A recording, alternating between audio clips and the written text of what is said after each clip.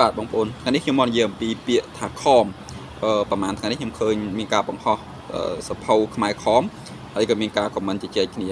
តែពិតហ្នឹងពាក្យហ្នឹងបើនិយាយឲ្យមែនទេទៅពាក្យហ្នឹងជាពាក្យរបស់សៀមទេសៀមហៅសំដៅទៅដល់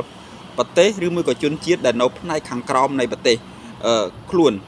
ហើយបើមែនទាំងពាក្យថាខមនេះតាមដែលខ្ញុំបានស្ដាប់សាស្ត្រាចារ្យប្រវត្តិសាស្ត្រដែលគេគាត់រៀនពីប្រវត្តិសាស្ត្រពិតប្រាកដណាជនជាតិថៃពាក្យខមនេះគឺមកពីពាក្យថាក្រោមប៉ុន្តែ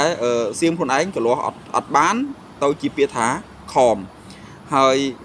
มันមានអីខុសទោះអីទេប៉ុន្តែអ្វីដែលទោះខុសនោះគឺខ្ញុំឃើញខ្មែរខ្លះ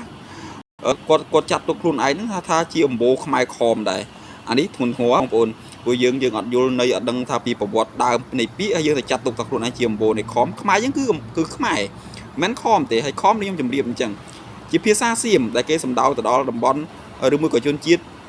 ដែលនៅផ្នែកខាងក្រោមបើនិយាយឲ្យសាមញ្ញទៅគឺរបៀបខ្មែរក្រោមណាបងប្អូនដែលយើងតែងចាត់ទុកនៅតំបន់កូសាំងស៊ីនថាជាខ្មែរក្រោមដូចគ្នាអញ្ចឹងពាក្យនេះសូមបងប្អូនចាំថាមិនមែនជាពាក្យរបស់ខ្មែរទេហើយក៏មិនមែនជាអម្បូរខមដែរបើថាមន់អាហ្នឹងមែនតែខមនេះមិនទេគឺខ្ញុំស្ដាប់សាស្ត្រាចារ្យថៃគាត់និយាយថាជាពាក្យដែលថៃហៅខ្មែរឬមួយក៏ហៅជនជាតិដទៃផ្សេងទៀតដែលនៅតាមតំបន់ទំនាបខាងក្រោមរបស់ប្រទេសខ្លួនបាទដូច្នេះបងប្អូនសូមកុំយល់ច្រឡំហើយកុំចាត់ទុកខ្លួនឯងថាជាអម្បូរខមអាហ្នឹងគ្រោះថ្នាក់ហើយបងប្អូន